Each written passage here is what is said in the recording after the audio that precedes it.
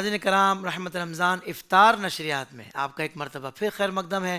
یہ خوبصورت لمحات اور یہ خوبصورت گھڑیاں الحمدللہ ہم خوبصورت بنا رہے ہیں اللہ اس کے رسول کے ذکر سے، اور علم دین کے حصول کی بزم سجا کر، علم دین سے مزین و آراستہ خوبصورت محفل سجا کر الحمدللہ اپنے اس وقت کو اپنے لیے سرمایہ آخرت بنا رہے ہیں۔ الحمدللہ ہمارے ساتھ تشریف فرما ہے معزز علماء کرام، مختصر سے انٹروڈکشن اور اس کے بعد انشاءاللہ ہم ٹاپک کی طرف بڑھیں گے۔ جی ہاں، آج کا ٹاپک بھی بہت اہم ہے۔ اللہ نے دیا ہے نا مال، ہاں، تو اللہ کے دیے ہوئے مال کو اللہ کی راہ میں خرچ کرنے کی آج بات ہوگی، مگر وہ خرچ کرنا کہ جو فرض ہے، وہ خرچ کرنا کہ جو دینا ضروری ہے، آج ہم اس کی بات کریں گے۔ مطلب زکوٰۃ کی بات ہوگی۔ تو ناظرین یقیناً میں سمجھ رہا ہوں کہ بہت سارے احباب جاننا چاہتے ہیں کہ یار ہم زکوٰۃ دیتے ہیں، دینا چاہتے ہیں، بس صحیح حساب کتاب نہیں کر پاتے، کس پہ نکلنی ہے کس پہ نہیں نکلنی، یہ ساری باتیں اور زکوٰۃ نکالنے کی جو اہمیت ہے اور اس کے حوالے سے جو فضائل ہیں اور نہ دینے پر جو وعیدیں ہیں، اس کا بھی ذکر آج اس پروگرام کے اندر ہوگا۔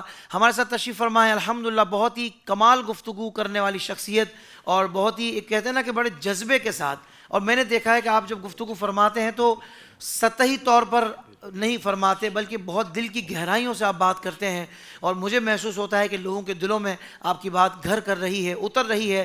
الحمدللہ حضرت علامہ مولانا احمد رضا امجدی صاحب آپ تشریف فرما ہیں، اور آپ کے ساتھ ہمارے ایک اور بڑے زبردست عالم دین، بہترین اسکالر، اور ان کے ساتھ ہم بہار شریعت پروگرام الحمدللہ مسلسل کر رہے ہیں، ہم سب کے پیارے مفتی مدنی رضا صاحب آپ تشریف فرما ہیں، اور ہمارے دو بڑے ہی پیارے شناخواں جو الحمدللہ ہماری رحمت رمضان نشریات کا حسن ہے، حافظ محمد احسن قادری اور سید محمد انس کریمی، آپ بھی تشریف فرمائیں۔ آپ سب احباب کو میری جانب سے السلام علیکم ورحمۃ اللہ وبرکاتہ۔ وعلیکم السلام ورحمۃ اللہ وبرکاتہ۔ ناظرین کرام، اس سے پہلے کہ میں سوالات کی طرف بڑھوں، دیکھیں آج جو ہمارا ٹاپک ہے زکوٰۃ، جس کے احکام ہر صاحب حیثیت کو جاننا ضروری ہے۔ الحمدللہ رمضان المبارک کی آمد ہو گئی ہے، اور بہت سے لوگ اس ماہ مبارک میں زکوٰۃ ادا کرتے ہیں۔ تو آج کا موضوع ہمارے ناظرین کے لیے بہت ہی اہم ہے۔ ناظرین، حدیث پاک میں زکوٰۃ کو اسلام کی بنیادوں میں سے ایک بنیاد قرار دیا گیا ہے، اور زکوٰۃ دینا تکمیل ایمان کا ذریعہ بھی ہے، جیسا کہ آخری نبی محمد عربی صلی اللہ علیہ وآلہ وسلم کا فرمان ہے، تمہارے اسلام کا پورا ہونا یہ ہے کہ تم اپنے مالوں کی زکوٰۃ ادا کرو۔ اللہ اکبر، سبحان اللہ، کتنا خوبصورت فرمان۔ اور اللہ کریم زکوٰۃ دینے والوں کو اپنی رحمت کی خوشخبری دیتے ہوئے قرآن پاک میں ارشاد فرماتا ہے، وَرَحْمَتِي وَسِعَتْ كُلَّ شَيْءٍ فَسَأَكْتُبُهَا لِلَّذِينَ يَتَّقُونَ وَيُؤْتُونَ الزَّكَاةَ، اور میری رحمت ہر چیز کو گھیرے ہوئے ہے، تو عن قریب میں اپنی رحمت ان کے لیے لکھ دوں گا جو پرہیزگار ہیں اور زکوٰۃ دیتے ہیں۔ ویسے ناظرین، زکوٰۃ اسلام کے اہم ترین احکامات میں سے ایک ہے، مگر اس کے ساتھ ہی اس میں کئی حکمتیں بھی ہیں، سبحان اللہ، جن میں سے ایک عظیم حکمت بیان کرتا ہوں۔ جب بندہ کلمہ پڑھتا ہے تو توحید یعنی اللہ پاک کے تنہا معبود ہونے کی گواہی دیتا ہے، اور توحید کا تقاضا ہے کہ اس یکتا ذات کے سوا کوئی محبوب نہ رہے، کیونکہ محبت شرکت قبول نہیں کرتی۔ یعنی یہ نہیں کہ کسی کے برابر درجے کے دو محبوب ہوں، بلکہ کامل محبوب ایک ہی ہوتا ہے۔ کامل محبت کا امتحان دوسری محبتوں سے مقابلہ کرنے سے ہوتا ہے، کہ کیا بندہ خدا کی محبت پر اپنی محبوب چیز قربان کرنے کا جذبہ رکھتا ہے یا نہیں۔ چونکہ بندوں کے نزدیک مال بھی محبوب ہے، بلکہ بہت زیادہ محبوب چیز ہے، تو اس کی محبت میں لوگ دوستوں، رشتہ داروں تک کو چھوڑ دیتے ہیں، اور اسی کی وجہ سے دنیا سے محبت کرتے اور موت سے نفرت کرتے ہیں۔ لہٰذا خدا سے دعوی محبت کی سچائی کی تصدیق کے لیے اسی محبوب مال کو اس محبوب حقیقی کے نام پر قربان کرنے کا حکم دیا گیا ہے، جیسے اللہ کی راہ میں جہاد کرنا، اور اپنی جان، اپنی پیاری جان کو قربان کرنے کے ذریعے بھی امتحان لیا جاتا ہے۔ ناظرین، یہ تو عام لوگوں کے حوالے سے بات ہے، لیکن اگر بات کی جائے اللہ کے خاص بندوں کی تو مال کے حوالے سے بعض کاملین نے فرمایا کہ عوام پر تو شریعت کے حکم سے 2.5% زکوٰۃ فرض ہے، لیکن ہم پر تمام مال خرچ کرنا واجب ہے۔ احیاء العلوم، اللہ اکبر۔ ایسے ہی جذبہ محبت سے سیدنا ابو بکر صدیق رضی اللہ عنہ نے غزوہ تبوک کے موقع پر اپنا تمام مال نبی کریم صلی اللہ علیہ وسلم کی بارگاہ میں لا کر رکھ دیا تھا۔ برادر اعلیٰ حضرت مولانا حسن رضا خان رحمۃ اللہ تعالی علیہ فرماتے ہیں، لٹایا راہ حق میں گھر کئی بار اس محبت سے کہ لٹ لٹ کر حسن گھر بن گیا صدیق اکبر کا۔ محترم ناظرین، آج کا ہمارا ٹاپک ہے زکوٰۃ۔ اس حوالے سے انشاءاللہ ہم علماء کرام سے رہنمائی حاصل کریں گے۔ علامہ صاحب آپ کی طرف آؤں گا، علامہ احمد رضا امجدی صاحب کی طرف۔ فرمان باری تعالیٰ ہے وَأَقِیمُوا الصَّلَاةَ وَآتُوا الزَّکَاۃَ، اور نماز قائم رکھو اور زکوٰۃ ادا کرو۔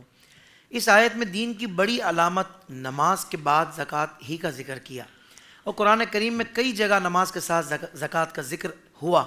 یہ فرمائیے کہ دین اسلام میں زکوٰۃ کی کتنی اہمیت ہے؟ بسم اللہ الرحمن الرحیم، الصلاۃ والسلام علیک یا سیدی یا رسول اللہ وعلی آلک و اصحابک یا سیدی یا خاتم النبیین۔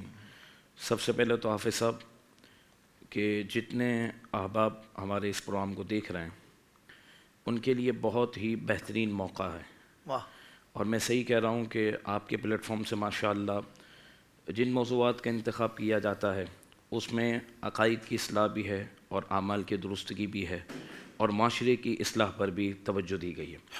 تو آج کا عنوان اپنی اہمیت کو اس بات سے واضح کر رہا ہے کہ یہ ارکان اسلام میں سے ایک رکن ہے جس موضوع پر ہم آج گفتگو کر رہے ہیں۔ صحیح۔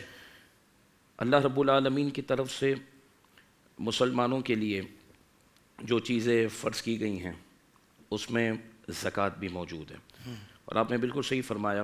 قرآن مجید فرقان حمید کا اگر ہم اسلوب اور طریقہ دیکھیں تو اللہ رب العالمین نے اسی ترتیب کے ساتھ ذکر فرمایا وَأَقِیمُوا الصَّلَاةَ وَآتُوا الزَّکَاۃَ۔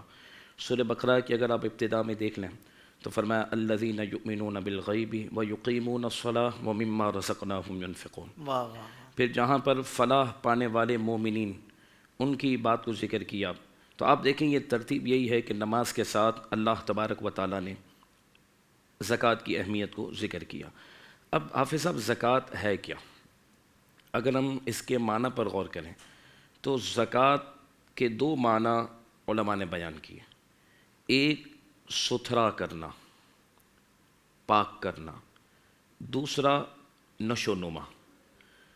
جو انسان اپنے مال کی زکوٰۃ ادا کرتا ہے تو زکوٰۃ اس کے مال کو جہاں پاک کرتی ہے وہیں پر اس کے مال کو بڑھاتی بھی ہے۔ واہ واہ واہ، خوبصورت بات۔ زکوٰۃ پاک بھی کرتی ہے مال کو اور بڑھاتی بھی ہے۔ واہ واہ واہ۔ اب دیکھیں حافظ صاحب، معاملہ یہ ہے کہ ہم کوشش یہ کریں جب ہم اس ٹرانسمیشن میں شامل ہوں یا کوئی بھی گفتگو سنیں کہ اپنے اندر ہم محبت اور اللہ تبارک و تعالیٰ کی رضا کے جذبے کو بیدار کریں، واہ سبحان اللہ۔ کیونکہ جب بندہ محبت کے ساتھ کام کرتا ہے نا اور اس کی توجہ جب محبت پر ہوتی ہے تو اس کے لیے آسانی ہو جاتی ہے۔ اب وہ یہ غور کریں کہ رب کریم نے مجھے پیدا کیا ہے، اسی نے مجھے ایمان کی نعمت عطا فرمائی ہے، پھر مالدار بھی مجھے اسی نے بنایا ہے۔ جب مال اسی نے مجھے دیا ہے، دینے کی توفیق مجھے وہی عطا کرنے والا ہے، تو پھر انسان کو پیچھے نہیں ہٹنا چاہیے۔ بہت اچھے۔ اور پھر اگر ہم اپنی بات کو تھوڑا سا آگے بڑھائیں اور موضوع آگے چلے گا تو ہم اس کو عرض کریں گے کہ دیکھیں جب آپ نے یہ بات سن لی کہ زکوٰۃ جہاں مال کو پاک کرتا ہے وہیں مال کو بڑھاتا بھی ہے، اور قرآن نے ایک جگہ پر نہیں متعدد مقامات پر اس بات کو ذکر کیا ہے کہ مثل الذین ينفقون اموالهم فی سبیل اللہ کمثل حبۃ انبتت 7 سنابل فی کل سنبلۃ 100 حبۃ واللہ یضاعف لمن یشاء۔ فرمایا اللہ تبارک و تعالیٰ کی راہ میں جب بندہ مال خرچ کرتا ہے، سب سے پہلے فرض ہے زکوٰۃ جس پر، تو وہ زکوٰۃ ہی پیش کرے۔ فرمایا جو اللہ کی راہ میں مال خرچ کرتا ہے اللہ تبارک و تعالیٰ اسے 700 گنا اور اس سے بھی کئی گنا زیادہ عطا فرماتا ہے۔ واہ واہ۔ تو جب سبحان آپ مجھے یہ بتائیں کسی بزنس مین کی طرف سے، یوں سمجھیں کہ کسی مضبوط آدمی کی طرف سے اگر ہمارے ناظرین کو ہمیں آفر ملے کہ حافظ صاحب آپ نے اتنی انویسٹ کرنی ہے ہمارے ساتھ اور اس پر امید ہے کہ اتنا پروفٹ آپ کا بن جائے گا، ہم دیکھیں گے کہ یار آفر کس طرف سے آئی ہے، کمپنی کیسی ہے، وہ آدمی کیسا ہے، اس کا بیک گراؤنڈ کیسا ہے۔ یہ بھی ہم جانتے ہیں کہ یار ٹریجڈی اس کے ساتھ ہو سکتی ہے، لیکن ہم کہتے ہیں نہیں یار آدمی مضبوط ہے، کمپنی پکی ہے، تو سودا خسارے کا نہیں ہے، انشاءاللہ فائدہ ہی ہوگا۔ یار ایک طرف جب بزنس کی آفر ہمیں کسی بڑے کی طرف سے آ جائے، مجھ سمیت ہر ایک تیار ہے کہ اگر یار ہمارا مال آپ لگا لیں اپنے کام میں تو ہماری مہینے کی انکم شروع ہو جائے گی۔ ایک طرف اللہ کا کلام کھل کر کہہ رہا ہے کہ تم دو میری راہ میں، رب سے 700 گنا بھی لے لو، اس سے زیادہ بھی لے لو۔ اللہ، تو پھر ہماری توجہ اس طرف کیوں نہیں جاتی؟ آپ کیا یہ غور کہنے کریں۔ علامہ صاحب، واہ اللہ تبارک و تعالیٰ، اچھا یہ مفسرین نے لکھا کہ اس وقت تک بندے کو موت نہیں آئے گی جب تک کہ کیش بھی اس کو عطا نہ کر دیا جائے۔ اللہ، جیسے آپ نے 1,00,000 روپے اللہ کی راہ میں دیے نا، تو آپ کی نیت پر ڈیپینڈ کرتا ہے، اس کا ملٹی پلائی اللہ کی بارگاہ میں ہوگا، آپ کو دیا جائے گا مال کی صورت میں بھی اور آخرت میں اجر و ثواب کی صورت کے اندر بھی۔ سبحان تو اللہ تبارک و تعالیٰ نے یہ زکوٰۃ جو اپنے بندوں کے لیے رکھی ہے، جس میں غریبوں کا، مسکینوں کا، ناداروں کا، فقیروں کا حق ہے، جب بندہ یہ ادا کرتا ہے، جہاں غریب کا گھر چلنا شروع ہوتا ہے وہیں مالدار کے مال کی حفاظت بھی ہوتی ہے، اس کا مال پاک بھی ہوتا ہے اور اللہ اس کے مال میں برکت بھی عطا فرما کیا دیتا ہے۔ بات ہے، سبحان اللہ، سبحان اللہ۔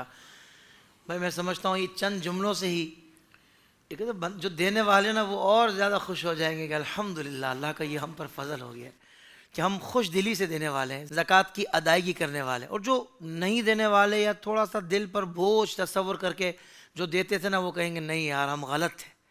کیا خوبصورت انہوں نے سمجھایا ہے اور کیا پیاری مثال دے کر سمجھایا ہے۔ تو یہ تو اللہ کی بارگاہ میں دیا جا رہا ہے، اور جس نے جو وعدے فرمائے ہیں اللہ کی طرف سے، جو پھر نوازشات ہیں اور جو عطائیں ہیں، اس پر کیا کلام ہو سکتا ہے۔ اللہ آپ کو جزائے خیر عطا فرمائے۔ علامہ صاحب آپ نے چند جملوں میں ہی میں سمجھتا ہوں کہ موضوع کی اہمیت کو اجاگر کر دیا ہے۔ اب لوگوں کو آپ نے مائل کر دیا ہے کہ آگے کی گفتگو بھی اسی محبت سے وہ سنیں گے انشاءاللہ۔ قبلہ مفتی مدنی رضا صاحب، مفتی صاحب یہ ارشاد فرمائیے گا، اسلام کا جو نظام زکوٰۃ ہے جس کے معاشرے پر بڑے مثبت اثرات مرتب ہوتے ہیں، بالخصوص امیر و غریب میں جو ایک توازن پیدا ہوتا ہے، اس بارے میں آپ کیا ارشاد فرمائیں گے؟ بسم اللہ الرحمن الرحیم۔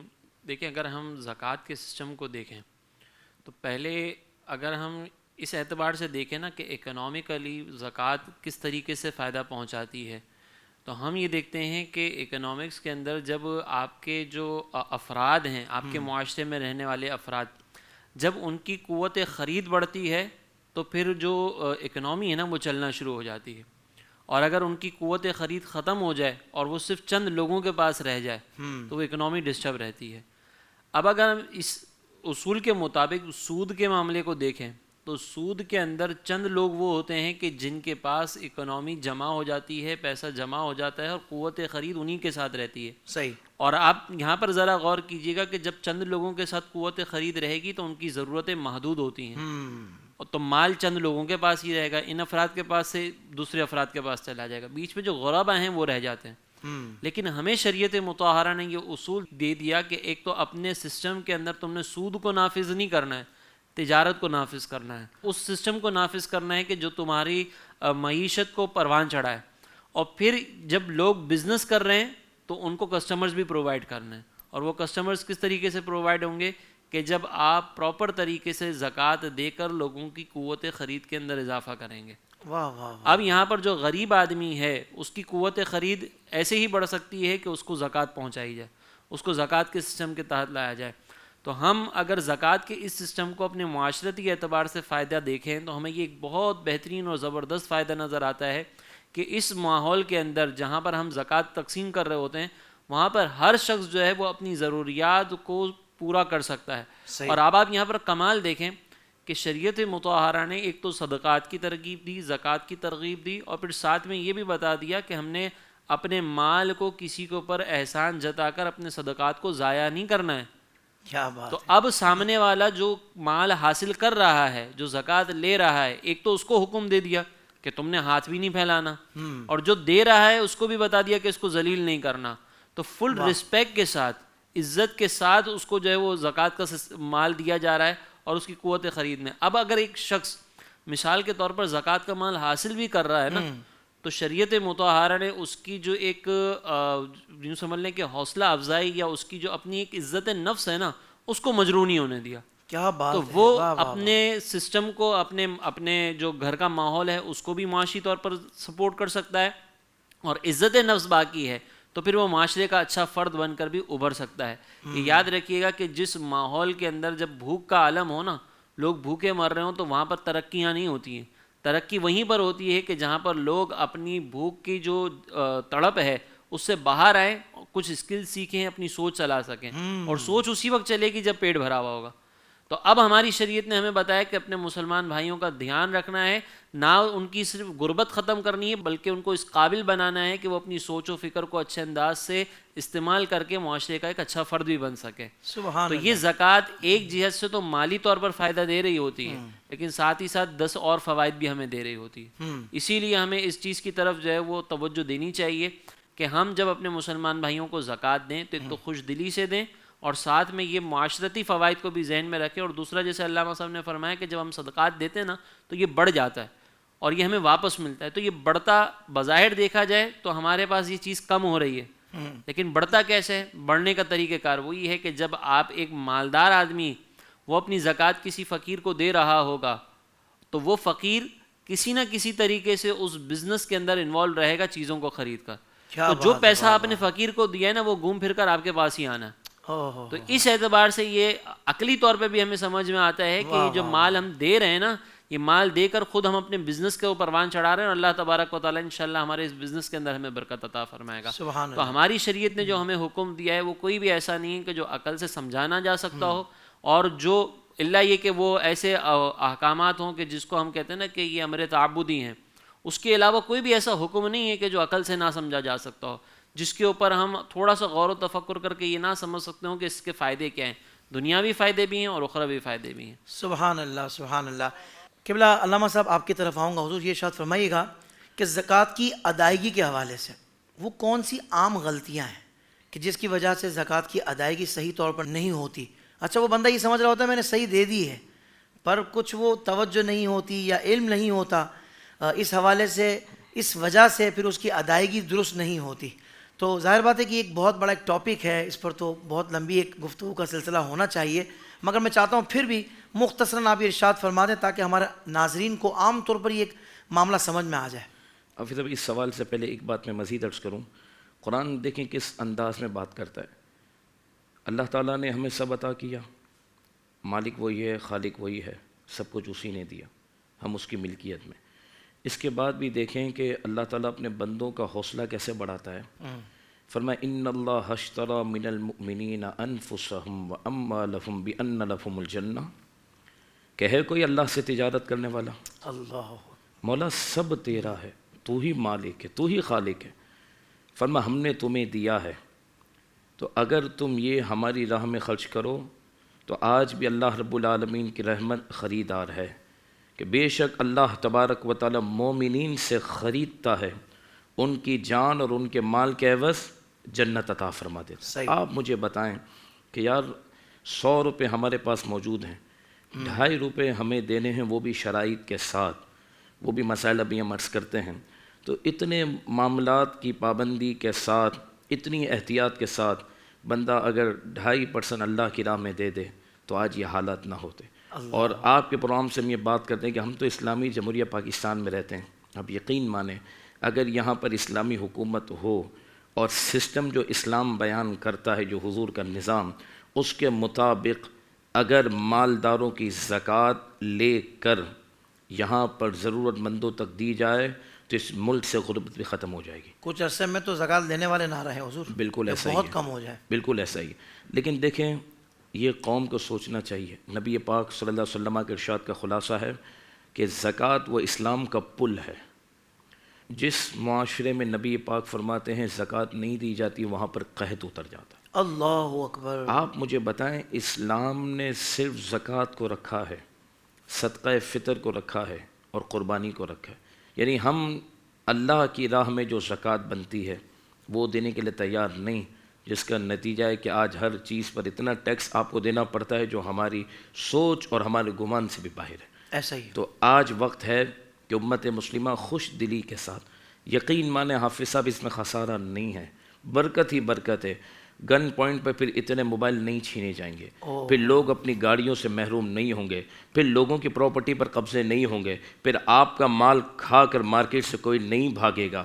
یہ اوور آل جو معاملات ہیں نا کہ فلاں پارٹی کے کروڑوں روپے ڈوب گئے، فلاں کے معاملات ہو گئے، میں یہ نہیں کہہ رہا کہ وہ زکوٰۃ نہیں دے رہا، لیکن معاشرے کے اندر زکوٰۃ نہ دینے کی نحوست کی وجہ سے اچھے لوگ بھی آزمائش میں آ جاتے ہیں۔ آپ یقین مانیں اگر پراپر شریعت کے مطابق اور 2.5% دینا ہے، 1,00,000 روپے آپ کے پاس ہو، رب فرماتا ہے 97,500 خوشی سے خرچ کرو، 2,500 میری بارگاہ میں دے دو، اس کے بدلے بھی میں تمہیں دنیا میں بھی عطا کروں گا، آخرت میں بھی عطا کروں گا، 97,500 کو اپنی حفاظت اور اپنی امان کے قلعے میں بھی لے لوں گا، اس کی میں نشو و نما بھی کروں گا، اور جو 2,500 تم نے اپنے بھائی کو دیے ہیں نا مسلمان، اس کے گھر میں جب چولہا جلے گا اور جب وہ ہاتھ اٹھائے گا تو اس کی دعاؤں کی برکت بھی میں تمہیں عطا فرماؤں گا۔ اللہ اکبر۔ تو یقین مانے معاشرے کے اندر یہ ظلم، یہ معاملات، اور یہ تو احادیث طیبہ نے بشارت دی ہے کہ جب بندہ زکوٰۃ دے دیتا ہے اللہ تبارک و تعالیٰ اس کے مال کی حفاظت فرماتا ہے، اس کے مال کو قلعے میں دے دیا جاتا ہے۔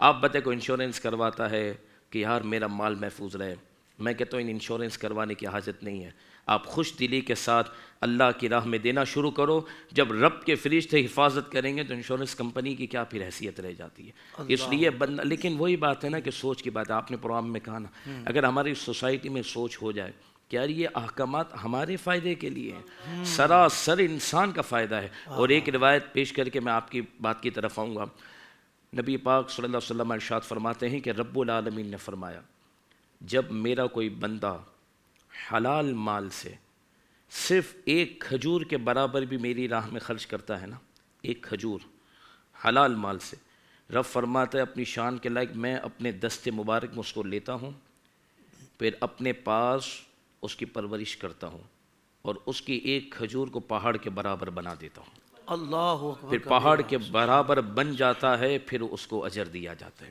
اسی لیے تو ہمارے بزرگوں نے فرمایا ان معاملات کو دیکھ کر کہ اللہ کی راہ میں خرچ کرنے کا جو معاملہ ہے نا اس کی برکت ہی اپنی ہے۔ فرمایا شریعت ہے 2.5% دینا، جو آپ نے شروع میں بات کی، طریقت ہے 97.5 دے دینا، 2.5 رکھ لینا، حقیقت ہے سب دے دینا، جو حضرت صدیق اکبر نے عمل کیا۔ تو کم از کم ہم شریعت کے مطابق تو اس طرف آئیں۔ اب جو آپ نے فرمایا حافظ صاحب دیکھیں، اس میں معاملہ یہ ہے کہ موضوع تو بڑا وسیع ہے، لیکن ہم اس پروگرام کی ٹائمنگ کو دیکھتے ہوئے وقت کی کمی دامنگیر ہے، تو ہم اس میں مختصر جو بات عرض کریں نا، اس میں جو عوام ہے نا وہ یوں سمجھیں کہ 2-4 غلطیاں ایسی کر جاتی ہیں کہ جن وجہ سے ان کی زکوٰۃ صحیح ادا نہیں ہوتی۔ سب سے پہلے تو یہ یاد رکھیں کہ زکوٰۃ کے لیے 2 باتیں شرط ہیں، ایک تو نیت ہو جب آپ زکوٰۃ دے رہے ہو، نمبر 2 ملکیت، آپ جس کو زکوٰۃ دے رہے ہیں اسے مالک بنانا ہے۔ صحیح۔ شریعت کہتی ہے مالک بنائیں گے آپ اس کو جو سامنے حقدار ہے تو آپ کی زکوٰۃ ادا ہوگی۔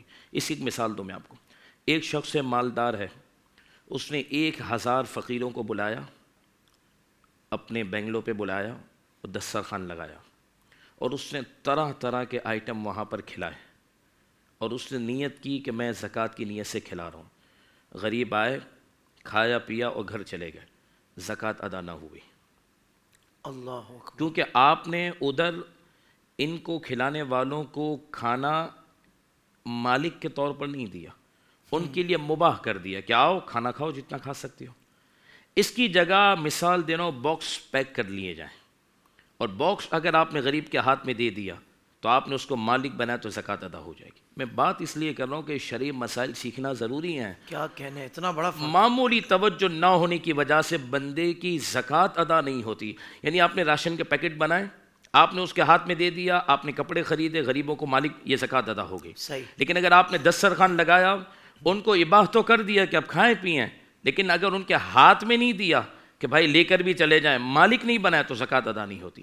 اتنی معمولی توجہ ہوگی تو آپ دیکھیں کہ معاملہ شریعت کے مطابق چلے گا۔ پھر ایک جو سب سے بڑا معاملہ وہ یہ ہوتا ہے کہ حولان حول سمجھنے میں ہم سے غلطی ہوتی ہے۔ وہ حافظ صاحب یہ ہے کہ نصاب پر سال گزرنا ضروری ہے۔ صحیح۔ ہر چیز پر سال گزرنا ضروری نہیں ہے۔ مال بنیادی طور پر 3 چیزوں پر ہوتی ہے، ٹھیک ہے؟ اس وقت سونا چاندی کرنسی جو ہمارے پاس کیش مال ہے ضرورت کے علاوہ، اور مال تجارت۔ صحیح۔ اور جو گاؤں دیہات وغیرہ میں رہتے ہیں وہ مخصوص جانور جو ہوتے ہیں جو چرتے ہیں سال کا اکثر حصہ باہر. تو ابھی ہم شہری حضرات کے لیے اگر بات کریں تو گولڈ جو موجود ہے ہمارے پاس, جو چاندی موجود ہے ہمارے پاس, اور جو مال ہمارے پاس کیش کی صورت میں موجود ہے, پرائز بانڈ کی صورت میں موجود ہے, یا وہ تجارت کا مال موجود ہے, چاہے وہ پیسے کی صورت میں ہو یا آپ نے کوئی چیز خرید کے رکھی ہو, لیکن خریدتے وقت یہ نیت ہو کہ میں اس کو بیچوں گا, تو بیچنے کی نیت سے جو چیزیں رکھی جاتی ہیں اس پر آپ کی زکوٰۃ ہے. اب دیکھیں شریعت کہتی ہے کہ قمری سال. ناظرین سے غلطی ہوتی ہے, کہتے ہیں یار یہ میرے پاس مال ہے, اس پہ سال تھوڑی گزرا ہے, 1 مہینے پہلے میں نے خریدا ہے. آپ مالدار تو ہیں نا, آپ شریعت کہتی ہے کہ مالداری پر سال گزرنا ہے, ہر چیز پر نہیں گزرنا.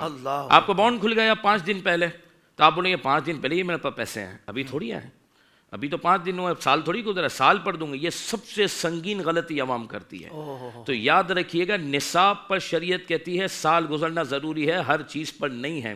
پہلی رمضان کو اللہ کے فضل سے آپ مالدار تھے, تو اگلی رمضان کی جب پہلی تاریخ آئی تو جو کچھ آپ کے پاس موجود ہے, جو شریعت کے مطابق زکوٰۃ جس پر نکلتی ہے, تو اب آپ کو اس کی روشنی میں 2.5% دینا ہے. مال تجارت ہو, کیش مال ہو, جو ضرورت کے علاوہ ہو, سونا چاندی, اس پر دینی ہے. ہاں 2 رمضان 3 رمضان ہو گیا, آپ نے زکوٰۃ ادا کر دی ہے, تو پھر اب وہ مال کا حساب اگلے سال ہوگا. یہ 2-3 باتیں ایسی ہیں حافظ صاحب جس میں ہم خیال رکھیں گے تو انشاءاللہ درست طریقے سے شریعت کے مطابق ہم زکوٰۃ ادا کرنے میں کامیاب ہو جائیں گے. سبحان اللہ, بہت سادے اور سہل انداز میں آپ نے, میں سمجھتا ہوں آج یہ زکوٰۃ کی ادائیگی کا مسئلہ سمجھا دیا. جزاک اللہ. اللہ آپ کو بہت جزائے خیر عطا فرمائے. علامہ صاحب, کسی کا اتنا بڑا اہم معاملہ سلجھا دینا اور مسئلہ سکھا دینا, یہ کتنا بڑا صدقہ جاری ہے ماشاءاللہ. علماء یقیناً ہم امت کے لیے بہت بڑی نعمت ہے. اللہ تعالیٰ ان کو درازی عمر بالخیر عطا فرمائے. قبلہ مفتی صاحب یہ ارشاد فرمائیے گا, لیکن زکوٰۃ کے حوالے سے یہ کہا جاتا ہے کہ رشتہ داروں اور آس پڑوس کے جو مستحق لوگ ہیں ہم نے پہلے ان کو دینا ہے, ان کو ترجیح دینی ہے. اچھا, اس میں 2 طرح کے مسائل ہوتے ہیں. ایک مسئلہ تو یہ ہوتا ہے کہ یار زکوٰۃ بول کر دیں گے, اس کی دل آزاری ہوگی, ہو سکتا ہے کہ وہ حقدار ہونے کے باوجود بھی اپنی عزت بچانے کے لیے کہہ دے بھائی مجھے نہیں چاہیے.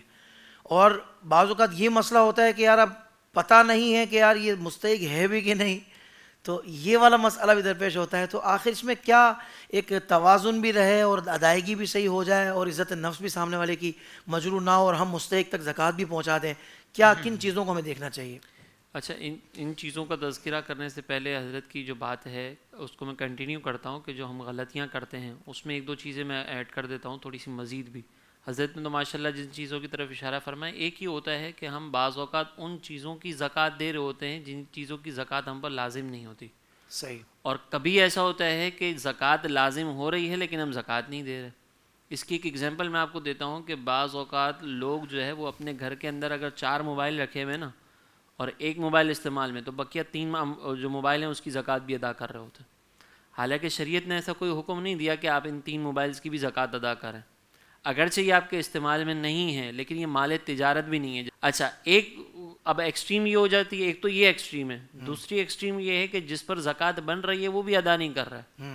اب جب ہم نے یہاں پہ یہ بات کی نا کہ بھئی وہ استعمال کی چیز ہونی, اگر آپ کے استعمال میں ہے تو اس پر زکوٰۃ نہیں ہے, مال تجارت ہونا چاہیے, تو یہ استعمال میں ہے یا نہیں ہے یہ صرف مال تجارت میں دیکھا جائے گا, گولڈ اور چاندی میں نہیں دیکھا جائے گا. صحیح. بعض لوگ کہتے ہیں کہ گولڈ اور چاندی چونکہ ہمارے استعمال میں ہے تو ہم اس لیے اس کے اوپر زکوٰۃ نہیں دیں گے. گولڈ اور چاندی چاہے استعمال میں ہو چاہے استعمال میں نہ ہو, چاہے وہ آپ اس کو زیور بنا کر استعمال کر رہے ہو چاہے بسکٹ استعمال کر رہے ہو, اس پر زکوٰۃ ہر صورت میں بنے گی.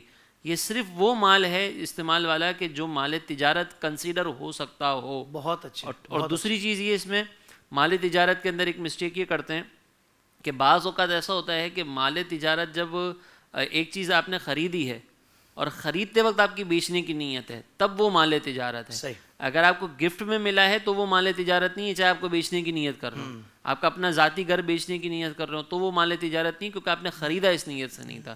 تو یہ چند چیزیں.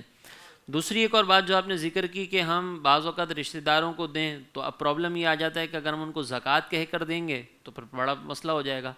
تو یہ یاد رکھیے گا کہ شریعت مطہرہ نے ہمیں اس بات کی بالکل اجازت دی ہے کہ ہماری نیت اگر زکوٰۃ کی ہے نا تو ہم وہ مال سامنے والے کو تحفہ کہہ کے بھی دے سکتے ہیں. صحیح. ہمیں اس کو بتانا ضروری نہیں ہے کہ یہ مال جو ہے وہ میں تمہیں زکوٰۃ دے رہا ہوں.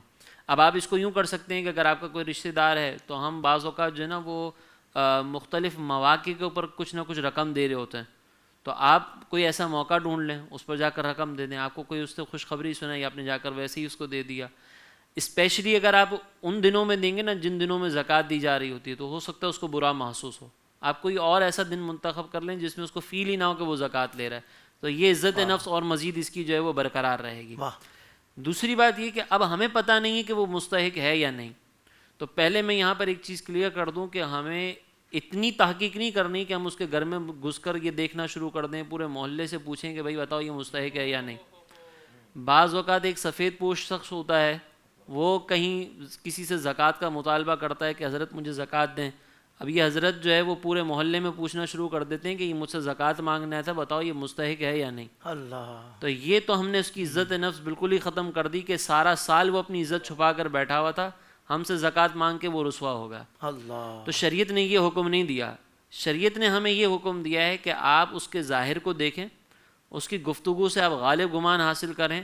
اگر وہ آپ کو ایسا لگتا ہے کہ یار اس سے میں تو 2-4 کویشچنز اور کر لوں، کراس کویشچننگ کر لوں، اور اس طرح کہ اس کو عزت نفس مجروح نہ ہو، تو آپ کو پھر غالب گمان اگر ہو گیا نا کہ ہاں یہ مستحق زکوٰۃ مجھے محسوس ہو رہا ہے، غالب گمان کے مطابق میں نے عزت نفس کے ساتھ تحقیق کر لی، تحقیق سے مراد غالب گمان حاصل کر لیا، تو اب آپ اس کو زکوٰۃ دے دیں. اگر وہ زکوٰۃ کا مستحق نہیں تھا تو اب آپ کے اوپر وبال نہیں ہے، اب اس کے اوپر وبال ہوگا. اگر اس نے مطالبہ کیا بھی ہوگا یا اس نے بتایا نہیں ہوگا تو پھر اس کے اوپر وبال ہوگا. اور آپ کو چاہے بعد میں پتہ چل جائے کہ یار یہ تو جو ہے نا وہ زکوٰۃ کا مستحق نہیں تھا، آپ کی زکوٰۃ ادا ہو جائے گی کیونکہ آپ نے غالب گمان حاصل کر لیا تھا. اور یہاں پر میں ایک اور آخر میں بس ایک چیز عرض کر دوں کہ جب آپ زکوٰۃ ادا کر رہے ہو نا، تو زکوٰۃ کی ادائیگی کے وقت آپ سامنے والے کو نگاہیں بھی ایسی نہ رکھیں کہ اس کے اوپر آپ احسان جتا رہے ہو. اللہ، تو آپ کی پھر یہ زکوٰۃ انشاءاللہ جو ہے وہ قبول ہوگی. کیا شان ہے میرے اسلام کی اور اس کی تعلیمات کی. سبحان اللہ. اللہ سے ایک بات میرے ذہن میں ضمناً آئی تھی، آپ نے جو گفتگو فرمائی کہ فرسٹ رمضان رکھی ہے اور 30 شعبان تک بھی جو آپ کے پاس پرائز بونڈ کھل گیا وہ بھی آپ نے اس کی پھر ادائیگی زکوٰۃ کی کرنی ہے، چاہے 24 گھنٹے ہی گزریں. تو اب یہ جو فرسٹ رمضان کو آپ نے پورا حساب لگا لیا، بھائی اتنا مال ہے اور اتنی زکوٰۃ بنتی ہے، تو اس کی ادائیگی کتنا جلدی کرنا ضروری ہے؟ فوراً کرنی ہے یا اس تاریخ تک مکمل کر لینی ہے، یا یہ ذرا ارشاد فرما دیں. حافظ صاحب ماشاء اللہ آپ نے بہت اچھی بات کی ہے. تو یاد رکھیں کہ آپ کوشش کریں کہ پورا سال زکوٰۃ دیتے رہیں. ٹھیک ہے. کون سا پورا سال؟ جس کی زکوٰۃ بننے والی ہے، یعنی اس رمضان میں جو آپ نے زکوٰۃ نکالنی ہے وہ پچھلے سال سے ہی دینا شروع کریں. بالکل ٹھیک ہے. تو آپ کے لیے بھی آسانی ہوگی. تو اسے پورا سال جو ضرورت مند آئیں گے آپ اس کی مدد کریں گے. لیکن پہلی رمضان تک اگر آپ نے فائنل کر لیا تو اب شریعت کہتی ہے کہ فی الفور ادا کریں، یعنی پھر 2 رمضان بھی نہ ہونے دے، فوراً ادا کریں. تو اب ماشاءاللہ اللہ پاک نے جس کو دیا، جس کی زیادہ زکوٰۃ نکلتی ہے، تو وہ یوں بھی نہ کرے جان چھوڑائے فلاں ادارے کو دیا فلاں کو دے کر جان چھوڑائے، نہیں، وہ مینیج ایسا کرے کہ قرآن کہتا ہے وَآتِ الْمَالَ عَلَىٰ حُبِّهِ ذَوِي الْقُرْبَىٰ، سب سے پہلے تم محبت کے ساتھ اپنے رشتہ داروں کو مال دو. تو اچھا، زکوٰۃ میں اصول اور فرع کو زکوٰۃ نہیں دے سکتے. مثال کے طور پر والد کو نہیں دے سکتے، دادا کو نہیں دے سکتے، بیٹے کو نہیں دے سکتے، پوتے کو نہیں دے سکتے. البتہ بھائی کو دے سکتے ہیں، بہن کو دے سکتے ہیں، بھتیجی کو دے سکتے ہیں، خالہ کو دے سکتے ہیں، پھوپھی کو دے سکتے ہیں جو حقدار ہوں. اچھا، میاں بیوی کو نہیں دے سکتا اور بیوی میاں کو نہیں دے سکتی. ان چیزوں سے احتیاط. تو اب آپ یہ دیکھیں کہ پورا سال میرے کون کون سے اعز و اقارب جو ضرورت مند ہیں. اور آپ کی ٹرانسمیشن سے میں جہاں پر یہ بات عرض کروں گا، مہربانی کر کے تاریخ کو فکس کریں، ورنہ آپ کیسے فیصلہ کریں گے کہ مجھے کیا کرنا ہے. اور یہ بھی دیکھیں رمضان میں عبادت کا ثواب بڑھ جاتا ہے، بالکل ہے، لیکن جو زکوٰۃ کا جو فلسفہ شریعت نے رکھا ہے نا، اور صحابہ کرام علیہم رضوان کی سیرت سے جو ہم تک بات پہنچتی ہے، وہ صحابہ کرام ماہ شعبان میں زکوٰۃ دے کر فارغ ہو جایا کرتے تھے. ہم رمضان کے انتظار کرتے ہیں. اللہ اکبر. بھائی اس لیے کہ آپ کوشش کریں کہ 15 20 شعبان 25 شعبان تک لوگوں تک پہنچا دیں، تاکہ جب پہلی افطار میں آپ کی اولاد نعمتیں کھا رہی ہو تو وہ غریب کا بیٹا بھی کھا رہا ہو. اللہ. اب آپ 10-15 رمضان تک تو آپ جو ہے نا تقسیم کر رہے ہیں، پھر کسی راشن والے کو آپ نے پکڑا، معیاری غیر معیاری کوئی چیک نہیں کیا، وہاں 1000 راشن دیے، کوئی 20 روزے تک پہنچ رہا ہے، کوئی 25 روزے.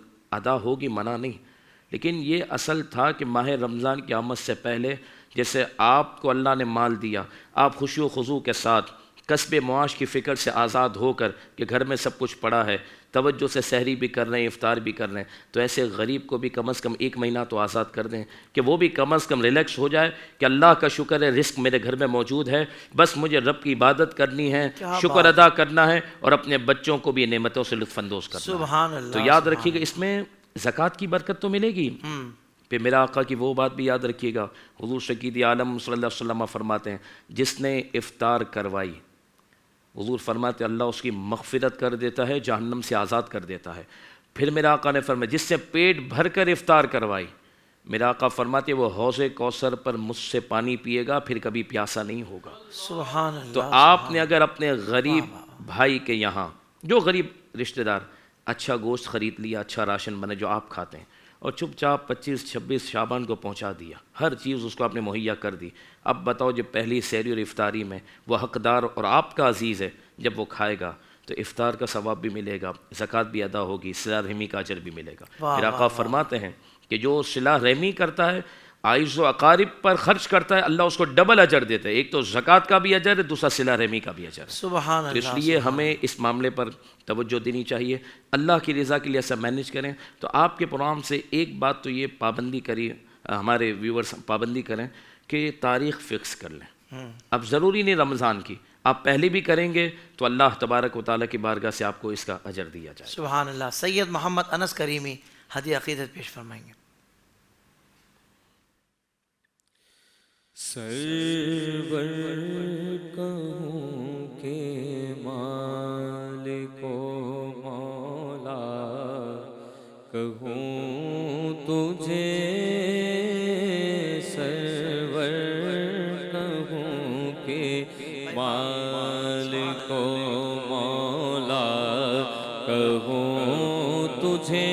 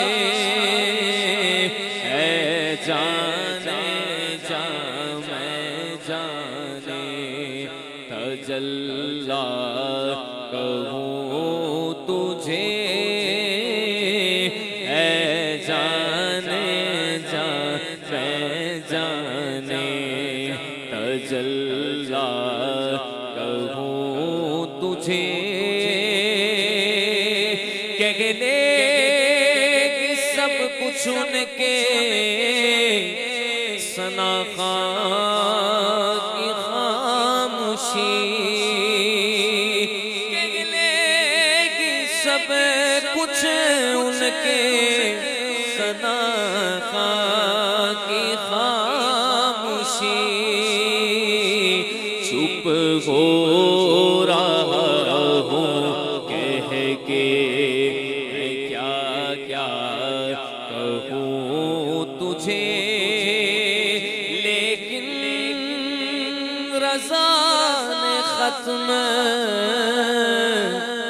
سخن اس پہ کر دیا لیکن رضا نے ختم سخن اس پہ کر دیا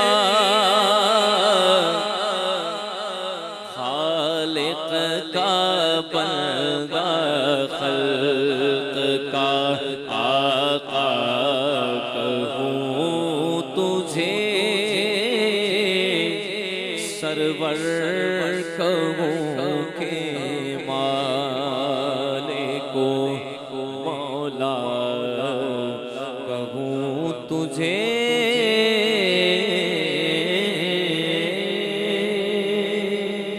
بھائی واہ واہ ماشاء اللہ، اللہم زد وزد، سبحان اللہ، کیا کہنے. آپ کے پروگرام کی مناسبت سے ہم یہ ناظرین کو پیغام دیتے ہیں کہ جو ماشاءاللہ ہر سال زکوٰۃ نکالتے ہیں وہ تاریخ کو فکس کر لیں. اچھا، کچھ ایسے بھی لوگ ہیں کہ جو پہلے صاحب نصاب نہیں، پھر اللہ نے مال دے دیا، تو وہ کیا کریں؟ تو جس دن سے وہ مالدار بنے ہیں وہ اسی دن کو مقرر کر لیں کہ انشاءاللہ تعالیٰ آج کے بعد اسی دن میں اپنے مال کی زکوٰۃ ادا کروں گا. سبحان اللہ. تو یہ دونوں بات واضح ہو جائیں گی، کیونکہ ہم سالہ سال سے زکوٰۃ نکال رہے ہوتے ہیں، ایک ذہن بنا ہوتا ہے کہ یار رمضان میں دینی ہے، تو پھر مال کا صحیح حساب نہیں ہوتا، ہو سکتا ہے کچھ کمی ہو جائے. اور اس پروگرام کی مناسبت سے جن کو اللہ مال کی نعمت دے دے ان کے لیے بھی جواب آ گیا کہ اگر آپ پہلے مالدار نہیں تھے، زکوٰۃ نہیں دیتے تھے، اب اللہ نے مال دیا تو جس دن سے آپ کے پاس وسعت ہوئی وہی دن آپ کے لیے نصاب کا مقرر ہوگا. اور آپ کی ٹرانسمیشن سے ایک بات یہ عرض کریں کہ اس سال جو علماء نے جو نصاب کی مدت جو بیان کی ہے، جو نصاب کا فگر بیان کیا ہے صاحب نصاب کے لیے، وہ 1,33,875 روپے، صحیح، یعنی 1,34,000 ہمارے علماء نے اس سال 2024 کا نصاب بیان کیا ہے. ٹھیک ہے. تو 1,34,000 جس کے پاس ہوں ضرورت سے زائد یا مال تجارت یا اسی کے مطابق گولڈ ہو چاندی ہو تو پھر اس پر زکوٰۃ ہے. اس پر زکوٰۃ ہے. تو آپ کی ٹرانسمیشن سے اس سال کا نصاب بھی عوام تک پہنچا. واہ جی واہ، سبحان اللہ سبحان اللہ، کیا کہنے. قبلہ مفتی صاحب یہ ارشاد فرمائیے گا کہ رمضان المبارک کے آتے ہی گلی گلی جو پیشہ ور گداگر ان کی بھرمار ہوتی ہے، تو ایسے گداگروں کو زکوٰۃ دینے سے متعلق شریعت کیا کہتی ہے؟ دیکھیے، زکوٰۃ کی ادائیگی جہاں ہمیں شرعی فقیر کو دینی ہے نا، وہاں پر ہمیں اس بات کا لحاظ بھی کرنا ہے کہ زکوٰۃ مانگ کر نہیں لی جا سکتی. یعنی یہ زکوٰۃ دینے والے کی ذمہ داری ہے کہ وہ جو زکوٰۃ کے مستحقین کو تلاش کرے. یہ مستحق کے لیے یہ حکم نہیں کہ وہ اپنے گھر سے باہر نکل کر شور شرابہ شروع کر دے کہ مجھے جو ہے وہ پیسے دیے جائیں. تو یہ جو ہمارے یہاں پر ایک پیشہ ور گداگری ہو رہی ہے، پیشہ ور بھکاری جو آ رہے ہیں، ان کو تو عام مال بھی دینا شرعی طور پر جائز نہیں ہے. اسی لیے اگر کوئی آپ سے مانگ رہا ہے نا تو آپ اس کو زکوٰۃ نہ دیں. اب آپ کیسے زکوٰۃ پہ ڈسٹریبیوٹ کریں گے؟ تو اب آپ کے گھر کے اطراف میں بہت سارے لوگ ہیں، آپ کے گھر میں کام کرنے والیاں ہیں، چوکیدار ہیں، ڈرائیور ہوتے ہیں، آپ کے اطراف میں آپ دیکھیں بینکیں ہیں اور دوسری شاپس کے باہر گارڈز کھڑے ہوئے ہوتے ہیں. آپ ان کو جو ہے وہ زکوٰۃ ادا کر سکتے ہیں. وہ بیچارہ سارا سال آپ کی طرف توجہ کر کے بیٹھے ہوتے ہیں کہ شاید یہ ہمیں کبھی چلتے پھرتے کچھ دے دیں. سوال نہیں کرتے آپ سے، لیکن ان کے چہرے سے آپ کو محسوس ہوگا کہ یار یہ شاید پریشان ہے، اس کے گھر میں کوئی غربت چل رہی ہے. آپ معلوم کر کے دیکھیں نا تو ان کی تنخواہیں 15,000 25,000 ہوتی ہیں. یہ 15,000 میں پورا گھر چلا رہے ہوتے ہیں، 25,000 میں پورا گھر چلا رہے ہوتے ہیں. بعض اوقات قرضوں کے تلے دبے ہوتے ہیں لیکن زبان نہیں کھولتے. اللہ، تو ان افراد کو زکوٰۃ دی جائے. یہ ہمارے اطراف میں موجود ایسے لوگ آپ کو مل جائیں گے. اور میں یہاں پر ایک اور بطور خاص ذکر کروں گا کہ ذوی القربیٰ کے اندر جیسے رشتہ دار آتے ہیں نا، اسی طریقے سے آپ کے قریب کے اور بہت سارے افراد بھی آتے ہیں. صحیح. رشتہ دار تو اصطلاحی طور پر شامل ہیں، لیکن اگر ہم لغوی اعتبار سے دیکھیں نا تو آپ کے ذوی القربیٰ میں یہ قریبی لوگ بھی شامل ہیں. اسی طریقے سے ہمارے کچھ جو کمپنی کے مالکان ہوتے ہیں، آپ دیکھیں گے کہ ان کی کروڑوں روپے کی زکوٰۃ تقسیم ہو رہی ہوتی ہے اور وہ جا رہی ہوتی ہے ٹرسٹ کے اندر، اور وہاں پر نام آتا ہے کہ فلاں کمپنی سے فلاں صاحب نے یہ زکوٰۃ ہمیں دی ہے تو ہم ان کے نام کی یہاں پر ایک بورڈ لگائیں گے. لیکن اسی کمپنی کے چوکیدار سے آپ سوال کریں گے نا تو اس کو تنخواہ بھی وقت پہ نہیں مل رہی ہوتی. اللہ اکبر. تو زکوٰۃ آپ جب دے رہے ہیں نا تو آپ اپنے پہلے ان ذوی القربیٰ جو لغوی اعتبار سے ہیں ان کو بھی دیکھیں صحیح کہ ان کو بھی آپ نے زکوٰۃ دینی ہے، یہ آپ کے قریبی لوگ ہیں. اچھا سر، زکوٰۃ کی تقسیم کاری کے حوالے سے بھی میں چاہوں گا تھوڑا سا ارشاد فرمائیں. مثال 10,000 روپے زکوٰۃ بن رہی ہے آپ کی، تو آپ 10,000 روپے کسی ایک ضرورت مند یا غریب یا جو مستحق زکوٰۃ ہے اس کو دے دیں، یہ بہتر ہے؟ یہ 10 شرعی فقیر کو تلاش کر کے یہ 10,000 روپے 10 لوگوں میں تقسیم کریں، یہ زیادہ بہتر ہے؟ دیکھیں، اس میں آپ جسے زکوٰۃ دے رہے ہیں نا اس کی ضرورت کو دیکھا جائے گا. اچھا، اگر آپ کو ایسا لگتا ہے کہ میں اس کی ایک ایسی ضرورت پوری کر کے اس کو اس کے پیروں پہ کھڑا کر سکتا ہوں، ہاں، اور اگر آپ یہ 10,000 روپے میں سے 1,000 روپے 10 افراد کو دیں گے تو یہ شاید 1-2 وقت کا کھانا ہی کھا سکیں. ٹھیک ہے. لیکن اگر آپ یہ 10,000 پورے ایک شخص کو دے دیں تو وہ اپنے پیروں پہ بھی کھڑا ہو سکتا ہوگا. میں صرف مثال دے رہا ہوں، 10,000 میں تو نہیں کھڑا ہو سکتا، لیکن میں سمجھا رہا ہوں کہ آپ اگر کل رقم کسی ایک کو دے دیں گے تو وہ جو ہے وہ اپنے پیروں پہ کھڑا ہو سکتا ہے. لیکن یہاں پر ایک شرط ضروری ہے. ہمارے فقہا نے یہ لکھا ہے کہ کسی کو غنی کر دینا, اتنی زکوٰۃ دینا کہ وہ خود غنی ہو جائے, یہ مناسب نہیں ہے. اچھا, اس کا یہ مطلب نہیں کہ وہ پیروں پہ کھڑا نہ ہو سکے.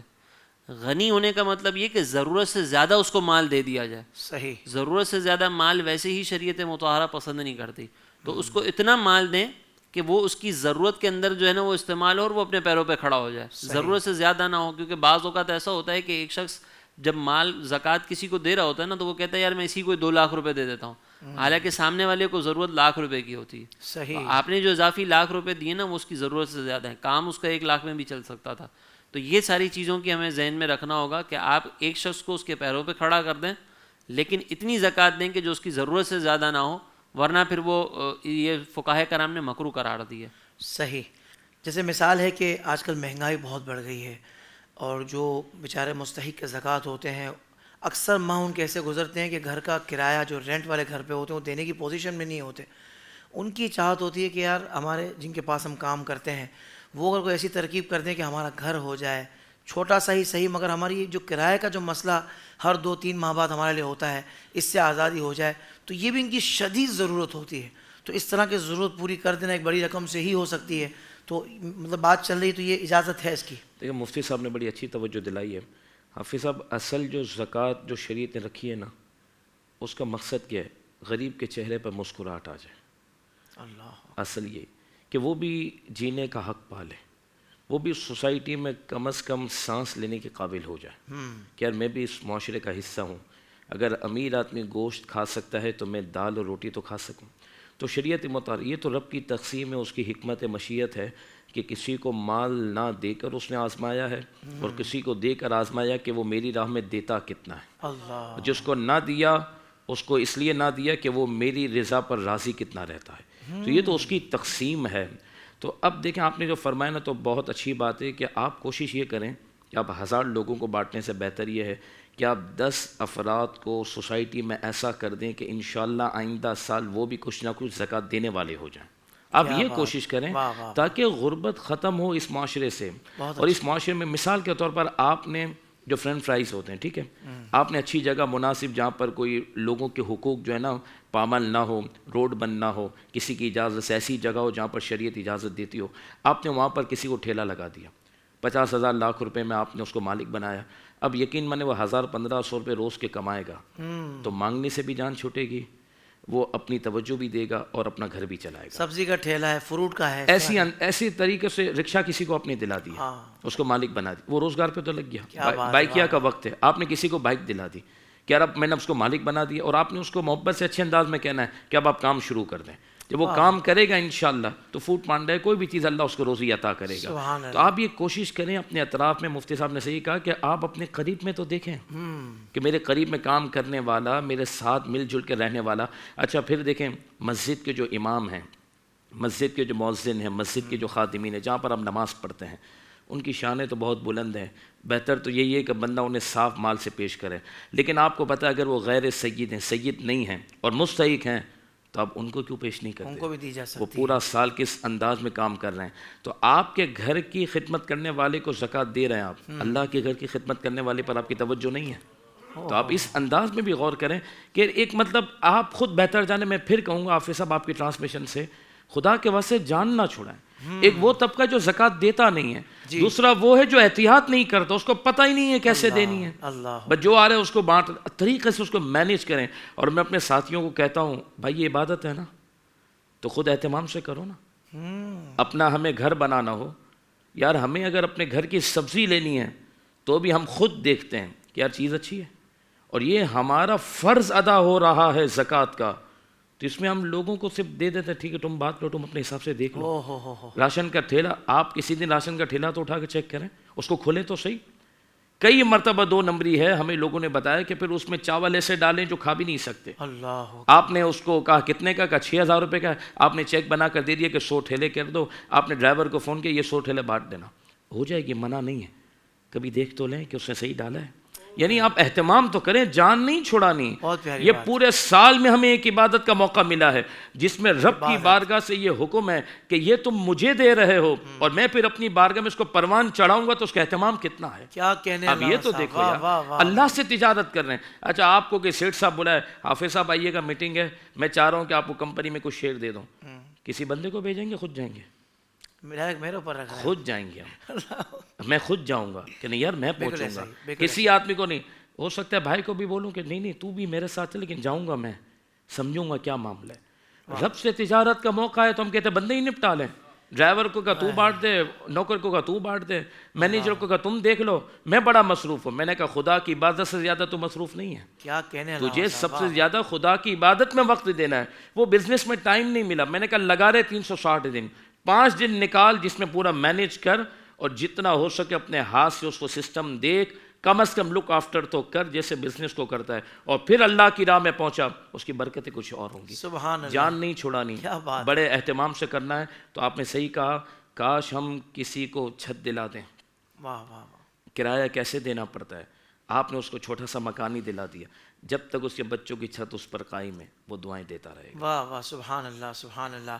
مفتی صاحب ایک سوال یہ بھی آیا ہوا ہے کہ ایک بڑا زبردست عاشق رسول ہے اور مستحق زکوٰۃ تو ہے, تو کیا ایسے عاشق رسول کو عمرے پہ ان پیسوں سے, زکوٰۃ کے پیسوں سے بھیجا جا سکتا ہے؟ دیکھیں ابھی علامہ صاحب نے گفتگو کی ابتدا میں یہ بات بیان کی تھی, جب غلط فہمیوں کا ازالہ کیا جا رہا تھا یا غلطیوں کے بارے میں تفصیل ذکر کی جا رہی تھی کہ مالک بنانا ضروری ہے. مالک بنانے کا سمپل اور آسان مفہوم یہ ہے, علامہ صاحب نے مثال کے ساتھ بھی واضح کیا کہ آپ سامنے والے کو اتنا اختیار دے دیں کہ وہ اپنی مرضی سے اس چیز کو استعمال کر سکے. صحیح. اب اگر آپ ٹکٹ لے کے اس کو خرید کے دے رہے ہیں تو ٹکٹ والے سے ڈیل آپ کر رہے ہیں, ٹکٹ اب آگے پیچھے کہیں اور ہو نہیں سکتی, کینسل کرنے کا یا آگے اس کو بڑھانے کا کسی چیز کا اس کے بعد اختیار نہیں. آپ نے کہا بھائی تمہارا انتظام ہو گیا, چلے جاؤ خاموشی سے, تو آپ نے ملکیت تو نہیں دی نا اس کو.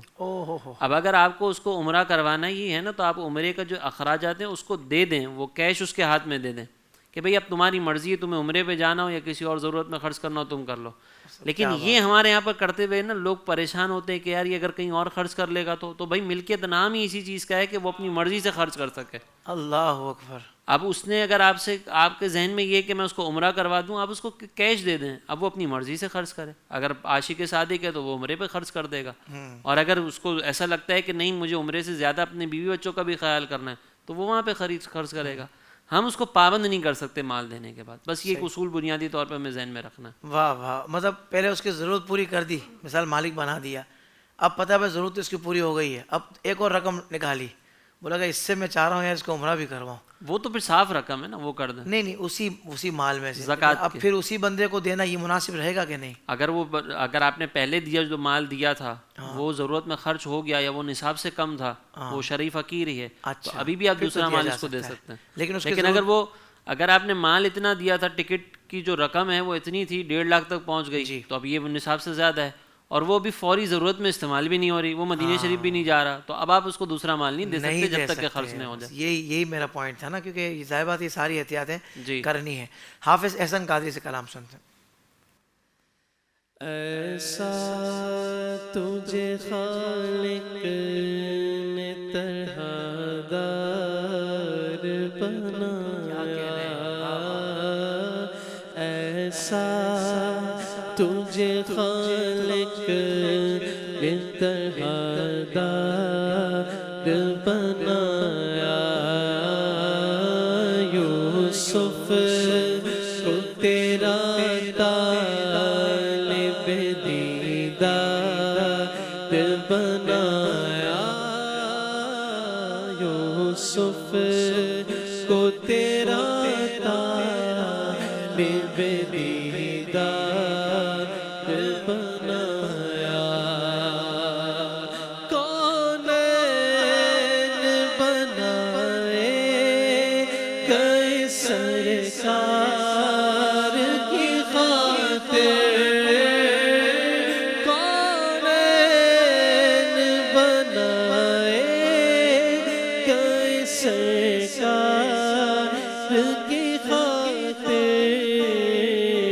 کونین کی خاطر تم سرکار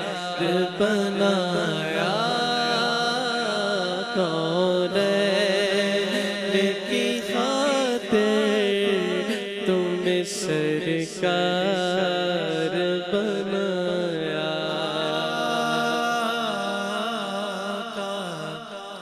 آتا ہے فقیروں پہ انہیں پیار کچھ ایسا آتا ہے فقیروں پہ انہیں پیار کچھ ایسا خود بھیک دے اور خود کہے منگتے کا بنا ہو کون کی خاطر تمہیں سرکار بنایا عالم کے سناتی بیکاری ہے بیکاری عالم کے سناتی بیکاری ہے بیکار اس گلی کا گدا میں جس میں مانگتے تاجدار پھرتے ہیں عالم کے سلاطین بیکاری ہے بیکاری سرکار بنایا تمہیں سرکار بنایا سرکار بنایا تمہیں سرکار بنایا کنجی تمہیں دی اپنے خزانوں کی خدا نے ہاں کنجی تمہیں دی اپنے خزانوں کی خدا نے محبوب کیا مالک و مختار بنایا محبوب کیا مالک و مختار بنایا ان کے لب رنگی کی نچھاور تھی کہ جس نے ان کے لب رنگی کی نچھاور تھی کہ جس نے پتھر میں حسن لال پرنوار بنایا پتھر میں حسن لال پرنوار بنایا یوسف کو تیرا طالب دیدار بنایا سبحان اللہ سبحان اللہ قبلہ علامہ صاحب یہ ارشاد فرمائیے گا حضرت کہ جو زکوٰۃ ادا نہیں کرتے ان کے بارے میں کیا وعیدیں ہیں اور منکرین زکوٰۃ سے متعلق ان کے معاملے میں سیدنا صدیق اکبر رضی اللہ تعالیٰ عنہ کا جو انداز تھا اگر اس کا بھی ذکر ہو جائے حضرت قرآن مجید فرقان حمید نے ذکر فرمایا جنہیں اللہ تبارک و تعالیٰ نے سونے اور چاندی عطا فرمائے لیکن وہ اس کا حق ادا نہیں کرتے یعنی زکوٰۃ نہیں دیتے جب یہ آیت اتری نا تو صحابہ پریشان ہو گئے اور صحابہ نے یہ گمان کیا کہ سونا اور چاندی رکھنا بھی کیا منع ہے قرآن ذکر کر رہا ہے تو حضرت فاروق اعظم میں فرمایا پریشان نہ ہو میں تمہاری مشکل کے حل کے لیے بارگاہ رسالت میں جاتا ہوں اللہ حضرت فاروق اعظم حضور سکیت عالم صلی اللہ علیہ وسلم کے بارگاہ میں حاضر ہوئے عرض کرتے ہیں یا رسول اللہ آپ کے صحابہ پریشان قرآن کی یہ آیت اتری ہے کہ جنہیں اللہ نے یہ سونا اور چاندی دیا جو جمع کرتے ہیں تو آقا کریم صلی اللہ علیہ وسلم نے مسکرا کر فرمایا عمر اس سے مراد یہ ہے کہ جو اس کا حق ادا نہیں کرتے. مال سونا چاندی رکھنا منع نہیں ہے، لیکن جو اس پر زکوٰۃ نہیں دیتا قرآن نے اس کے لیے ذکر کیا کہ ان کے لیے دردناک عذاب ہے. اور آگے کیا فرمایا؟ یوم یحمى علیہا فی نار جہنم، پھر قیامت کے دن اللہ تبارک و تعالی جہنم کی آگ سے ان چیزوں کو گرم کرے گا. گرم کیے جائیں گے یہ سونے اور چاندی اور جو مال جو نہیں دے رہا وہ اللہ کی راہ میں، جس کا حق ادا نہیں کر رہا. پھر کیا ہوگا؟ فتقوا بہا جباہہم وجنوبہم وظہورہم، پھر وہ جو گرم کیے جائیں گے نا سونے اور چاندی، اس کے ذریعے فرشتے پھر داغیں گے ان ظالموں کی پیشانیوں کو، ان کی کروٹوں کو، ان کی پشتوں کو جہنم کی آگ سے داغا جائے گا. اور روایت کے اندر یہ بات موجود ہے کہ آقا دو جہاں صلی اللہ علیہ وسلم کے ارشاد کا خلاصہ، جس کے تحت علماء نے اس بات کو لکھا کہ زکوٰۃ نہ دینے والے کا جسم اللہ اتنا بڑا کر دے گا کہ اس نے دنیا میں جتنا مال رکھا ہوگا، کیش، جتنا گولڈ ہوگا، جتنی چاندی ہوگی جس پر زکوٰۃ بنتی اور اس نے نہیں دی، تو وہ الگ الگ اس کے جسم پر داغا جائے گا. یعنی اگر 1 کروڑ روپے کسی کے پاس ہیں اور اس نے 1 کروڑ پر زکوٰۃ بنتی ہے اور نہیں دی، تو ایسا نہیں کہ 1 کروڑ کی تھپی کو جہنم کی آگ میں داغ کر اس پر لٹکا، نہیں، اس کی شرح میں ہے کہ ایک ایک نوٹ اس کے جسم پر الگ الگ رکھا جائے گا. اس کا جسم کتنا بڑا ہو جائے گا. سونا اور چاندی اس کو ایک باکس میں لپیٹ کر نہیں، اس کی ایک ایک چیز کو الگ کیا جائے گا، جہنم کی آگ سے اس کو یوں سمجھیں کہ جلایا جائے گا اور پھر فرشتے اس کے ذریعے داغیں گے. اور حدیث پاک کا مفہوم ہے کہ جو زکوٰۃ ادا نہیں کرتا اللہ تبارک و تعالیٰ اس کے مال کو، اس کے خزانے کو گنجے سانپ کی صورت میں توق کی طرح اس کے گلے میں لٹکائے گا. گنجا سانپ کیا ہوتا ہے؟ علماء نے لکھا جس سانپ کی عمر 1000 سال کی ہو جائے تو اس کے بال آنا شروع ہوتے ہیں.